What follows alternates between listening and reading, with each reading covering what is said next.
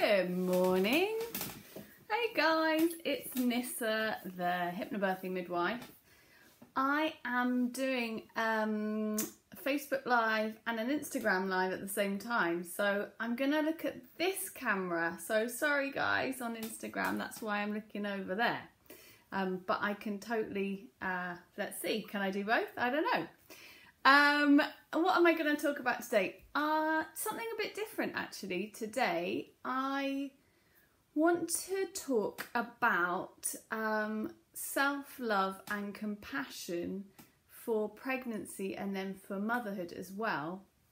So I think in preparation for birth and motherhood, it's in our culture in the West, it's very like action orientated, isn't it? It's like you do the course and you read the book and you do the stuff, and so much focus on like ticking through all the things that you've got to do.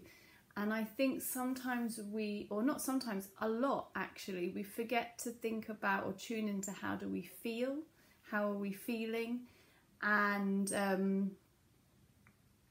I think that kind of does a big disservice for new mums particularly, but even if it's second or third time babies, once you actually, you know, are a mum and you've got your little person with you, because you just continue the pattern that you've been doing probably for, you know, most of your life, all of your adult life, and it can be really detrimental to your mental health and also to your experience of being a mum as well. So I've been thinking about maybe writing a chapter on this in my book, and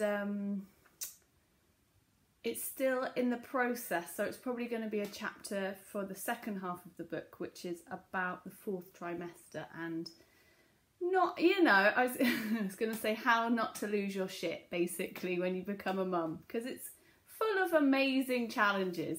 So I wanted to talk about it probably just for 10 minutes today. So I'd love to know what you think. If there's any midwives or doulas or yoga teachers watching, pregnancy yoga teachers, what do you think?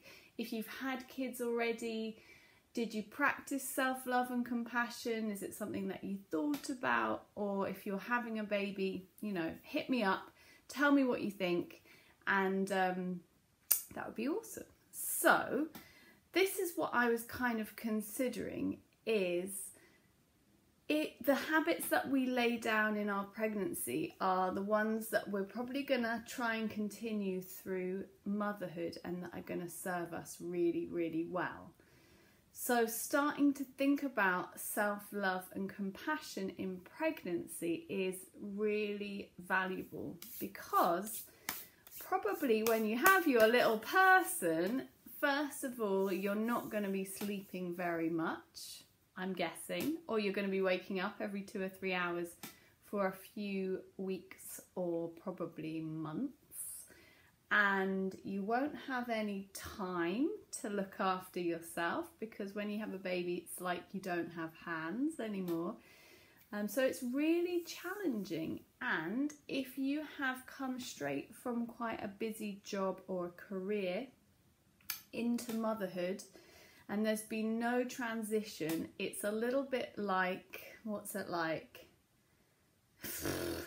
Like you've been run over by a truck, something like that. It's pretty massive. So let's say, like a lot of my clients, I teach in London, hypnobirthing in London, they're pretty busy and they might only take 4 weeks off before they have their babies. Some take 2 weeks, 1 week, and some don't take any time off at all. So you could be, you know, 1 week going into work and doing your you know, busy routine, and then the next week you've got a tiny human to keep alive and you're very, very tired, and it's literally like you've walked into a different life. And no wonder the rates of postnatal depression are massively on the rise, and we're not living in our family units, so we don't generally have a lot of like mother, aunties, friends around to support us really well. Yes, So if we can start to think about a little bit more self-love in pregnancy and a slightly change of the rhythm, this can, I think, really ease the transition. You know, it can help a little bit, at least if you've thought about it. That's going to do you a great big service, I think. So what does that look like? So it's quite simple stuff, but can have a big difference. So for pregnancy, self-love and compassion. So practical things. I'm thinking about slowing down a little bit. So we're always on our, you know, to-do lists, social media, scroll, and our brains just don't get a rest. You know, they really don't get a chance to just be, you know, without working, to have a little bit of space. So if you can start to get that in the pregnancy, that is great. So take a walk in nature, you know, leave your phone at home and take a walk for, you know, a good hour where you're just looking at, you know, wherever you are, the trees, the park. You're giving yourself a rest, and try not to be still doing your, you know, to-do list as you're walking. Just give your brain a break, you know, and enjoy that. So valuable, so simple. It's free. You know, you could do that every week. I have a dog, so I do that every day, and it's been so great for my sense of balance and for my mental health as well. You know, it's really, really good. Something I really enjoy now as well. Other good things to kind of slow down and get into that mindset that it's not all about doing. It's not about doing and doing and doing. There's so much value on just being. And as a mother, that is the state that you're kind of in for weeks and months and years. It's very much living in the moment and being present. And it's really challenging. It's more challenging than ever, I would say. So things that can support that in the pregnancy. I'm not going to talk about hypnobirthing today at all. I'm going to pretend that hypnobirthing doesn't exist. But how about, it's yoga. Some yoga. Going to a yoga class once a week, or doing some yoga at home, 20 minutes, half an hour, a couple of times a week, or more if you can find the time, where you're just in your body. You know, turn off the mind, in the body, feeling what the body feels, respecting that. Yoga is one of the times when I actually it's often post-yoga, I get the best ideas, the greatest inspiration, is when I've actually given my brain a little rest, that it then comes back to me afterwards and goes, oh, and what about this? Which is really good. Meditation you can do at home. It's now super accessible with apps like Headspace and Clementine. They're great. 10 minutes, you know, do that every day. Do 10 minutes, do 5 minutes. Give yourself a little rest. That is self-compassion. That is love. That is saying that I am worth this. You know, I put value on myself enough to give myself 10 minutes where I rest and nourish.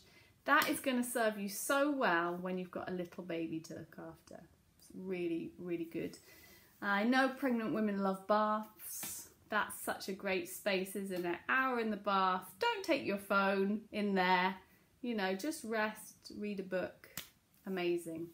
How many of you guys are reading like actual books these days? So I went through years and years and years where I didn't really read books for pleasure, where I was just reading for work and business and things like that. And actually it's only in the last 6 months that I've started reading for pleasure, and it's amazing. Maybe I sound like a lunatic and you're all reading books and loving it, but I haven't for ages.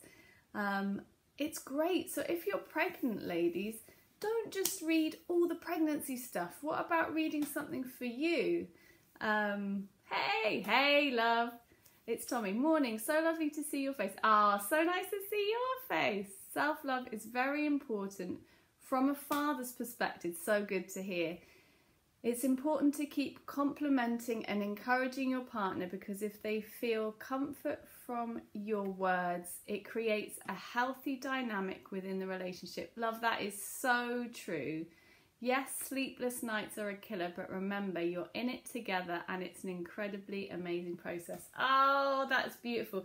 So nice to hear from a dad. That's great. One of the dads I taught a few years ago, and I think you guys have got another baby now, so congratulations, guys. Yeah, absolutely. Yeah, self-love. And yeah, that's so true. Nurturing your relationship with your partner, making space for that is super challenging, and it's incredibly important. Yeah, definitely.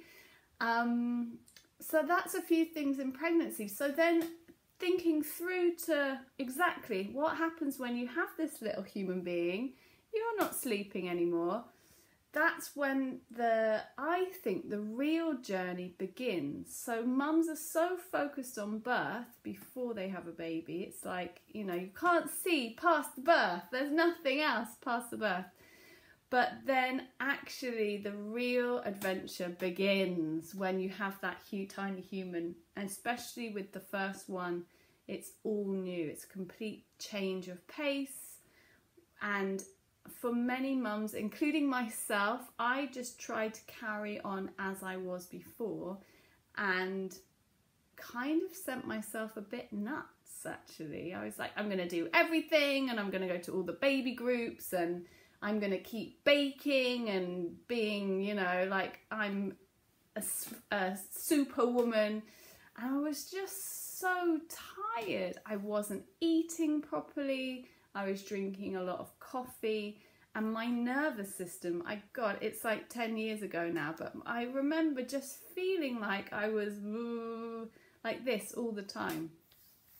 So learn from my errors, ladies. So soothing the nervous system when you're not sleeping well, it comes down to the basics. So self-love and compassion is the absolutely most important thing, you know, that can be. And that's so simple. It's like giving yourself the nap in the afternoon whenever your baby sleeps.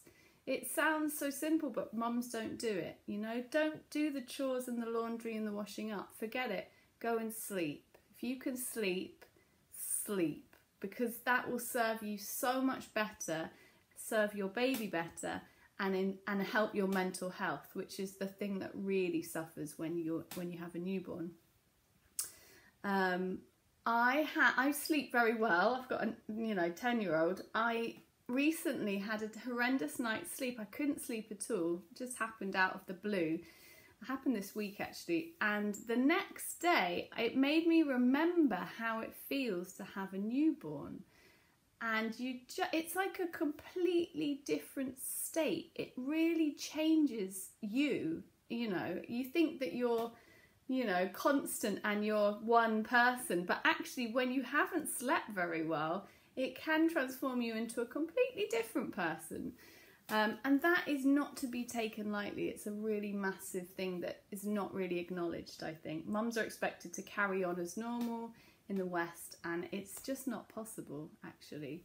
So any sleep that you can get in, it's not a luxury, it's essential. It's essential. The other thing I touched on as well, it's the food. The food is like, these are the foundations, sleep and food. And I talk about this in the second half of my book. Sleep and food. If you're not eating well, it's really hard to function properly. And by eating well, I mean, you know, it's like not troubleshooting, what's the word? You're just grabbing whatever you can get whenever you can. So it's literally like, I remember, and sometimes I still do it now. I'm hungry, I really got to eat now. Right, 2 pieces of toast. I'm really hungry, I really got to eat. I'm going to have a half packet of biscuits. And it makes your blood sugar go up and down, up and down, up and down, which makes you feel really unwell, really, essentially. Hi, Helen. Hi, Nissa. My 12-week-old and I have just had a nice little nap together. I defo don't do them enough. Oh, Helen, I'm so glad to hear that. Good for you. You are setting the example to all the mums to take the sleep when you can get the sleep. It's just the best medicine, sleeping and food. And the food is really challenging, particularly, you know, most people, if you have a partner, they're not going to be there after a couple of weeks. They're going to be probably working, most likely.